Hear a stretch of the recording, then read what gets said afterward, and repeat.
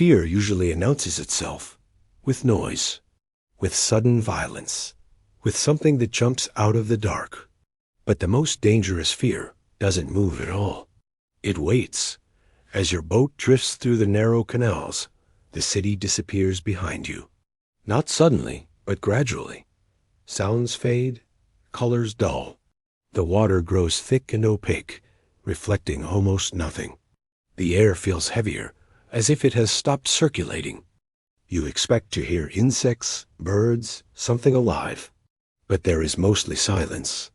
Then, without understanding why, your body reacts before your mind does. A tightening in the chest, a slight tension in the neck, the unmistakable sensation of being watched. You look up, and that is when you see them. Not one, not 10, but hundreds. Faces suspended from trees, broken plastic limbs tangled in branches, empty eyes staring in every direction. Some dolls are whole, most are not. Time has eaten them slowly, peeling away paint, cracking skin, hollowing faces. None of them move. None of them need to. This is Island of the Dolls, and what you are looking at is not a haunted attraction. It is the physical record of a human mind left alone with fear for far too long.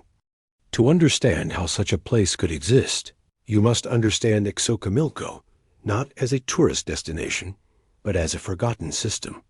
Long before modern Mexico City expanded into concrete and noise, Xochimilco was a living network of canals, chinampas, agriculture, and daily movement. Water was not decorative. It was infrastructure.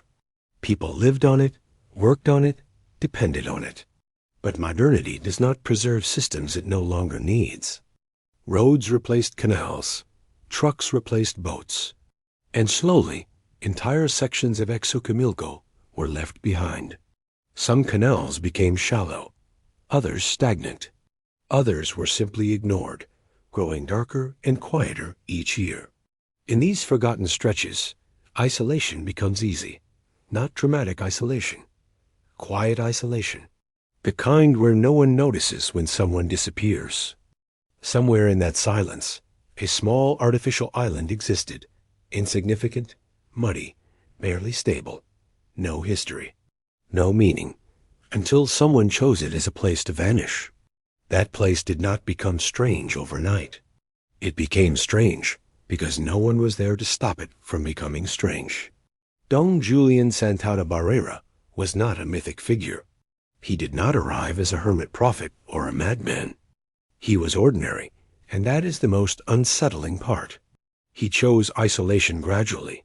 Less contact, fewer visitors, more time alone. At first, isolation feels like relief. Silence feels clean. Days stretch. You wake with the sun. You sleep when you are tired.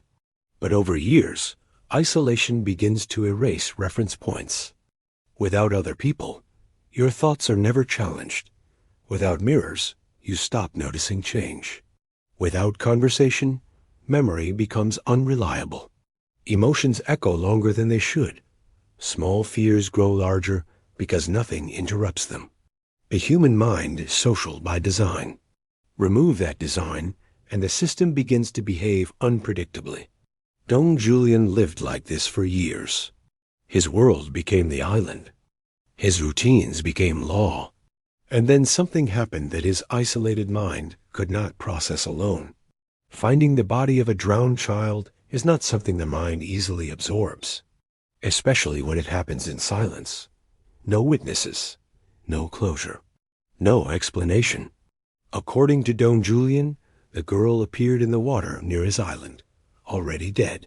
He could not save her. The body was taken away, but psychologically, the event never ended. Trauma does not disappear when it is unresolved. It repeats itself internally. Don Julián began to feel the presence of the girl, not violently, not theatrically, just constantly. He heard sounds at night, felt watched, heard crying carried by water and wind. In a social environment, such experiences might be questioned, shared, processed. In isolation, they become reality. Fear had no counterweight. Guilt had no outlet. The island became charged with meaning. Every sound mattered. Every shadow suggested something unseen. Fear was no longer an emotion. It became a condition. When Don Julián found the first doll, it mattered because his mind needed something tangible. Trauma looks for form.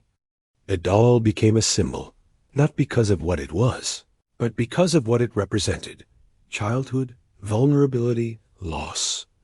Hanging it in a tree was not decoration. It was ritual. And rituals exist because they provide temporary relief. When fear returned, the ritual repeated. Each new doll became another attempt to control the uncontrollable. Over years, the island filled not by design, but by necessity. The dolls were not collected to scare anyone. They were collected because leaving them behind felt dangerous. Each one was an act of protection. Over time, the island stopped being empty. It felt watched, and that, paradoxically, felt safer. As decades passed, the dolls decayed, and so did the boundary between Don Julián's internal world and the physical environment. He spoke to them, trusted them, believed they moved. The island became a projection of his mental state, fragmented, repetitive, frozen in trauma. Dolls meant to comfort children became silent witnesses. Their stillness was the point. They did not scare because they moved. They scared because they did not. They reflected the permanence of fear when it is never processed, never shared, never healed. Psychologically, the island became a closed system. Fear created dolls. Dolls reinforced fear. Isolation prevented correction. There was no break in the cycle. No external reality check. Over time, fear stopped being something Don Julián felt. It became something he lived inside. The island was no longer a home. It was a container for unresolved trauma. A place where fear was stored physically, object by object, tree by tree. In 2001, Don Julián drowned in the same canal where the girl had died. Alone, silent, no witnesses. The symmetry is unsettling, but what matters most is that the cycle closed without explanation. After his death, nothing was removed. The dolls stayed. The island remained frozen. Because by then, it was no longer just a personal space. It was evidence. Evidence of what prolonged isolation does to the human mind. Visitors today rarely report ghosts. What they report is discomfort. The sense that something deeply human went wrong here. The dolls do not attack. They do not scream. They simply exist, reminding us that fear does not need the supernatural. It only needs time, isolation, and silence.